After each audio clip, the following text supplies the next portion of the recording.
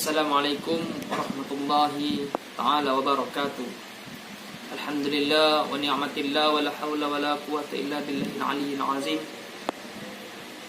Yang terhormat Bapak Z. Haryanto SHMH selaku dosen pengampu mata kuliah Tata Kelola Keuangan Negara. Perkenalkan, nama saya Rian Saputra, nomor induk mahasiswa 101070597. Prodi Ilmu Pemerintahan, Fakultas Syariah, Universitas Islam Negeri Sultan Taha Saifuddin Jambi. Jadi di sini saya ingin menjawab pertanyaan tugas UAS yang diberikan oleh Bapak Z. Haryanto SHMH. Adapun soal yang pertama adalah tentang kerugian keuangan negara. Kerugian keuangan negara adalah kekurangan uang, surat berharga, dan barang yang nyata dan pasti jumlahnya sebagai akibat perbuatan melawan hukum, baik secara sengaja maupun disebabkan oleh sebuah kelalaian. Dilihat dari pasal 1 ayat 5 Undang-Undang BPK. Faktor-faktor yang menyebabkan timbulnya kerugian keuangan negara adalah itu dikaji dalam aspek hukum. Kerugian negara berada dalam ranah hukum publik seperti hukum keuangan negara dan hukum pidana. Faktor penyebabnya adalah pertama, dalam penerapan kebijakan yang tidak benar, yaitu penerapan kebijakan ini bisa jadi tergolong ke dalam berpihak kepada golongan tertentu ataupun membuat keuntungan untuk diri sendiri. Yang kedua, memperkaya diri seperti korupsi. Baik, lanjutkan soal nomor 2. Itu ada sebuah link video yang diberikan Bapak Z. Haryanto, di mana dalam video ini ada digambarkan wawancara Bapak Basuki Cahayapurnama atau Bapak Ahok dengan seorang wartawan di media televisi, di mana di dalam video ini digambarkan Bapak Ahok menjelaskan tentang adanya suatu konspirasi kong kali kong jadi di ranah pemerintahan DKI Jakarta. Nah, konspirasi ini menurut Bapak Ahok adalah suatu perbuatan yang sudah lama terjadi. Itu menurut Bapak Ahok, yang mana konspirasi ini melibatkan anggota DPR dan aparatur sipil negara DKI Jakarta. Nah, mungkin kawan-kawan sekalian sudah mendengar berita-berita tentang penangkapan anggota DPR atau pemerintahan daerah yang melakukan tindak pidana korupsi, melakukan tindak pidana untuk menguntungkan diri sendiri ataupun kelompok. Nah, dan ini juga kawan-kawan sudah mengetahui bagaimana suatu kegobrokan pemerintah daerah melakukan tindak-tindakan yang merugikan masyarakat. Dan Bapak Ahok di sini menjelaskan adanya konspirasi yang terstruktur gitu. Yang mana Bapak Ahok di sini menjelaskan adalah adanya keterkaitan anggota DPR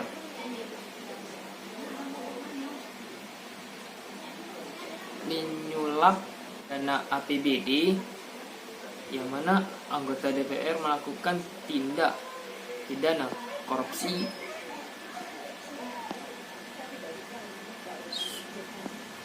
istilahnya itu tindakannya itu sangat kotor. Salah satu contoh kasus yang Bapak Ahok sampaikan ini adalah yaitu melakukan pembelian truk sampah gitu. Nah, ketika Bapak Ahok sudah merancang APBD untuk membelikan truk sampah, karena tahu kan di bawah Jakarta itu sangat banyak sampah-sampah yang berserakan. Jadi untuk menanggulangi buang sampah ini sembarangan, jadi Bapak Ahok ini membuat program untuk membuat atau membeli truk sampah ini. Nah, maka dilanjutkanlah untuk pembelian truk sampah. Lalu rancangan APBD ini dilakukan bersama anggota DPR. Nah, ketika rancangan ini sudah diserahkan kepada Kemendagri, nah, namun kembali dari itu uang untuk pembelian truk sampah tidak ada. Nah, lalu kemana uang itu? Itu tentu menjadi timbul sebuah pertanyaan. Dan ini adanya konspirasi besar yang terjadi di anggota DPRD gitu. Adanya satu tindakan yang menurut Bapak Ahok ini, anggota DPR ini melakukan tindak pidana korupsi. Nah, karena ini mengambil keuntungan dari APBD gitu, baik itu 10%, 30% ataupun 50% gitu. Nah, ini tentu sangat merugikan DKI Jakarta gitu, karena tindak-tindakan mereka ini yang menyebabkan 40% sekolah-sekolah Jakarta ini mangkrak pembangunannya. Nah, bahkan ada juga seluruh sekolah yang di DKI Jakarta ini bocor atapnya. Nah, ini tidak bisa diperbaiki karena tidak ada anggaran. Nah, padahal sudah dirancangkan Bapak Ahok dan jajarannya untuk pembangunan sekolah-sekolah gitu. Nah, namun tetapi anggota DPR ini sudah disulap uang itu 10%. Nah, ini tentu merugikan masyarakat gitu. Kalau kita melihat perspektif tata kelola keuangan pemerintahan, tentu tindakan ini suatu tindakan yang sangat bobrok gitu, merugikan masyarakat. Ini tidak layak kita contoh gitu. Nah, ini itu merusak citra gitu. Karena kita tahu pemerintah ini adalah sebagai wakil rakyat untuk memberikan yang terbaik kepada masyarakat. Tapi sebaliknya, ini sangat merugikan masyarakat. Di sini kita akan melanjutkan soal nomor 3, yaitu tentang apa yang saudara lakukan jika saudara adalah seorang kepala pemerintahan, pemegang kekuasaan atas pengelolaan keuangan negara sebagai bagian dari kekuasaan pemerintah. Nah, di tengah keadaan negara kita saat ini, yaitu dilanda oleh bencana pandemi COVID-19, ini adalah cobaan gitu bagi kita semua di Indonesia khususnya dan umumnya untuk seluruh dunia. Nah, dalam perspektif pengelolaan keuangan negara, ini harus pemerintah benar-benar membuat kebijakan yang tepat pada sasaran gitu. Salah satunya yaitu kita sebagai kepala pemerintahan itu sangat memperhatikan dari aspek kesehatan. Nah, tentu kita harus melengkapi alat-alat apa saja yang digunakan untuk menanggulangi bencana COVID-19 ini, yaitu dengan cara melengkapi alat pelindung diri seperti APD ataupun alat dan lain sebagainya gitu, untuk kesehatan pasien yang terkontaminasi COVID-19.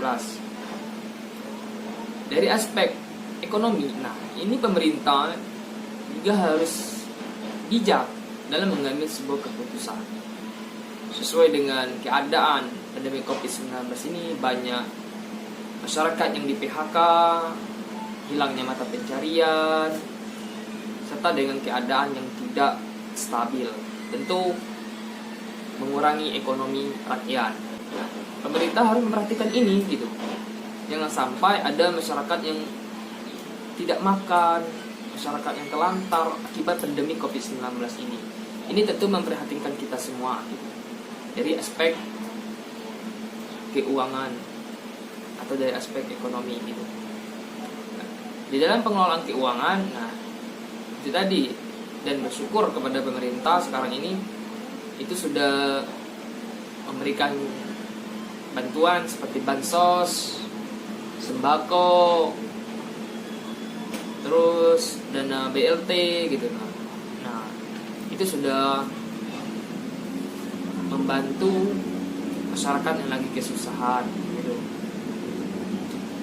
Ini dalam pengelolaan keuangan pemerintah harus tegas gitu, mengambil alih baik dari pemerintah pusat maupun pemerintah daerah.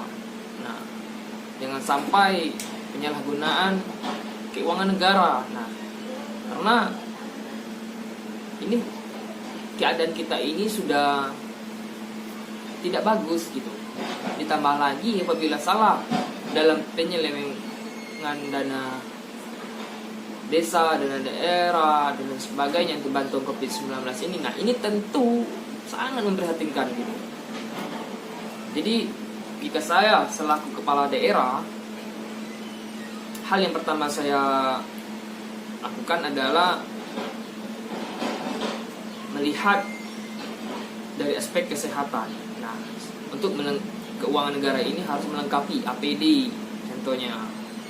Terus menyediakan alat-alat medis untuk kesehatan masyarakat.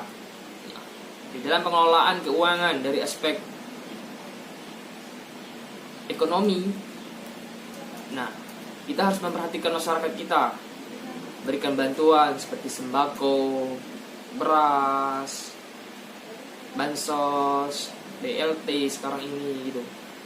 Nah, tentu begitulah cara kita dalam memaksimalkan keuangan negara ini, memang membantu rakyat. Haryanto, SHMH selaku dosen pengampu mata kuliah Tata Kelola Keuangan Negara.